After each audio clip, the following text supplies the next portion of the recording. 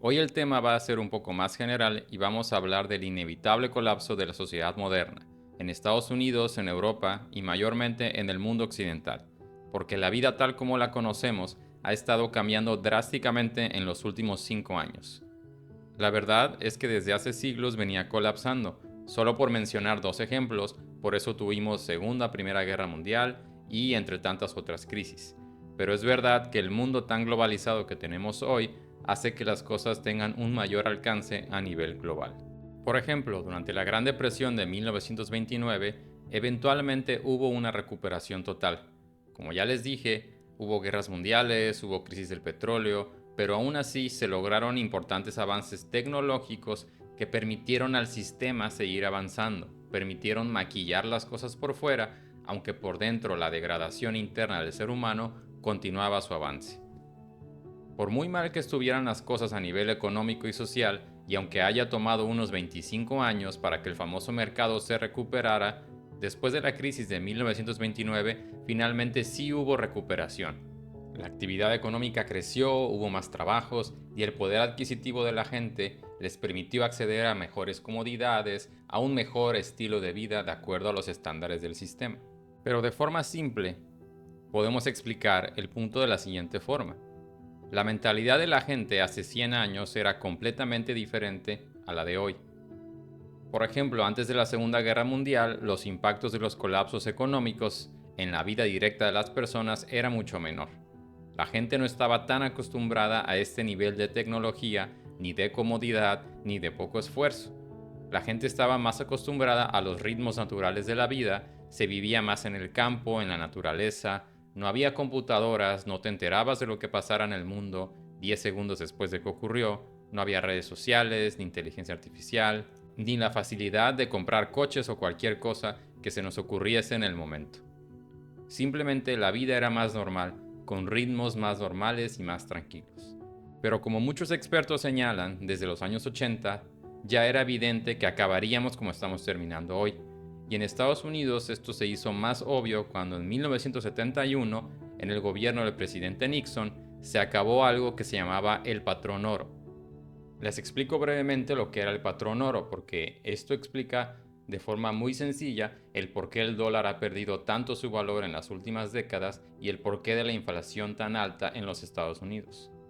El patrón oro era un sistema económico en el que el valor del dólar estaba respaldado directamente por oro físico, es decir, cada dólar representaba una cantidad específica de oro guardada por el gobierno.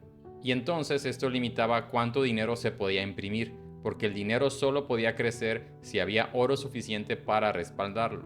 Cuando Estados Unidos abandonó este sistema en 1971, después de la guerra de Vietnam, que por cierto perdió Estados Unidos, el dólar dejó de tener un límite físico. Desde ese momento, el dinero pasó a basarse únicamente en la confianza que Estados Unidos se ganaba a punta de invasiones a lo largo del mundo. Y ya no era el dólar un recurso tangible, lo que permitió imprimir y crear créditos sin un tope real. Pongámoslo en un ejemplo simple. Imagina que el país tiene 10 lingotes de oro y cada uno vale $10.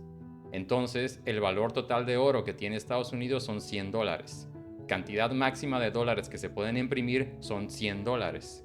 Si querían imprimir más dólares, primero necesitaban más oro. Era así de simple. Entonces, en 1971, el gobierno, junto con la Reserva Federal, crearon algo que les gustó llamar como la Ley contra las Recesiones.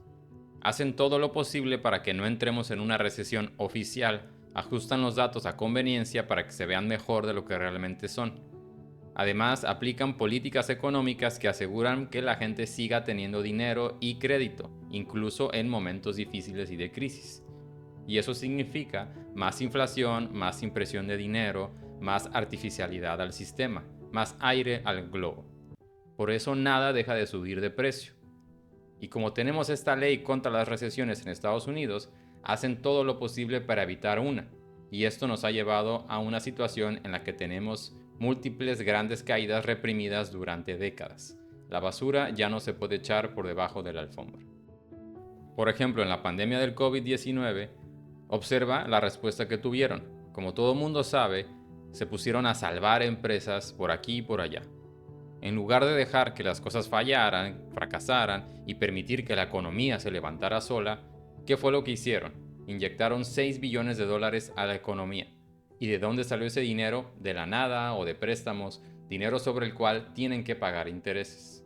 En 2008, en lugar de dejar quebrar a las grandes automotrices y a los bancos, ¿qué hicieron también? Los rescataron, con dinero prestado, con nuestro dinero, no importa. Pero las empresas privadas, que eran demasiado grandes para caer, no las dejaron caer. Pero si vamos 100 años atrás, cuando había crisis, guerras mundiales, etc., eso no sucedía. Si no eras rentable y si no tenías ganancias, simplemente desaparecías. Así funcionaban las reglas del juego. La gente lo entendía o no le importaba porque simplemente su vida no estaba tan atada al sistema. Literalmente era más fácil vivir aparte. Pero ahora todo el mundo, no solo los gringos, nos hemos cansado de jugar con reglas falsas durante ya demasiado tiempo. Y la realidad es que ya no hay forma de seguir operando así. Básicamente hemos creado una población mentalmente muy débil que no está acostumbrada al dolor económico real, que no entiende la verdadera naturaleza de las cosas y que lleva demasiado tiempo acostumbrada a la comodidad extrema. Por ejemplo, en el shutdown del gobierno, todo el gobierno se detuvo porque no querían renovar los subsidios para el sistema de salud, entre otras cosas. Los beneficios llamados SNAP para comprar alimentos expiraron el 1 de noviembre y millones de personas, aproximadamente 50 millones, dependen de estos beneficios. Estas cosas no ocurrían antes. Ahora la gente está acostumbrada a que llegue a su casa y tenga todas las comodidades del mundo, o que papá gobierno les dé beneficios económicos o subsidios para poder subsistir. Ese es el nivel de comodidad extrema en el que estamos y simplemente no es natural. Este llamado estado de bienestar en Estados Unidos y en el mundo no es natural, es simplemente insostenible.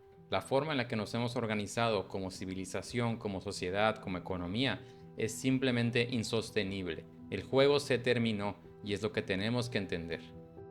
Hace 100 años, por ejemplo, el gobierno o la gente simplemente habría dicho, bueno, así es la vida y me encargo de mi granja, de mi campo, de mi trabajo en mi comunidad, en mi pequeña ciudad. Pero no, hoy decimos, no podemos permitir que eso pase, vamos a imprimir dinero, vamos a pedir crédito, vamos a pedir préstamos para simular que todo sigue como si nada. Y esto simplemente crea burbujas gigantes que llevan directamente a la crisis en la que estamos. Pero eventualmente vamos a tener que enfrentar la realidad y habrá una gran caída. Se podría decir que ya la estamos sufriendo, pero va a llegar un punto en el que va a ser innegable. Como prueba, tenemos el problema de la deuda nacional estadounidense, que es prácticamente imposible de pagar, imposible de solucionar, a menos que Estados Unidos empiece a generar superávits enormes, lo cual sabemos que no va a pasar. Y recuerda que no solamente Estados Unidos hace esto.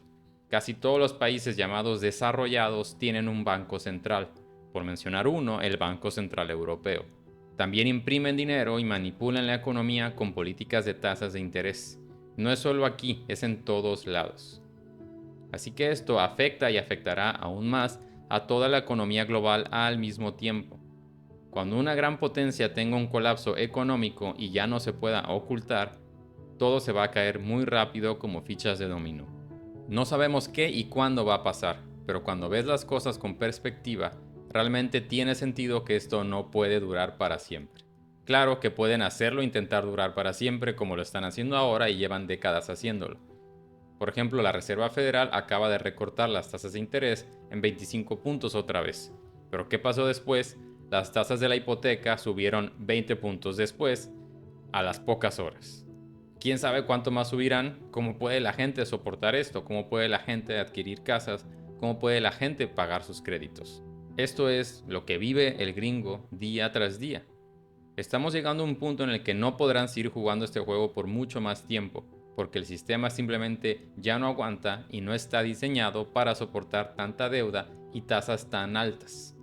Si los Estados Unidos quieren que les sigan comprando bonos del tesoro, tendrán que ofrecer rendimientos muy atractivos y por lo tanto pagar intereses más altos sobre ellos, pero los intereses que se pagan sobre la deuda ascienden a $1 trillón.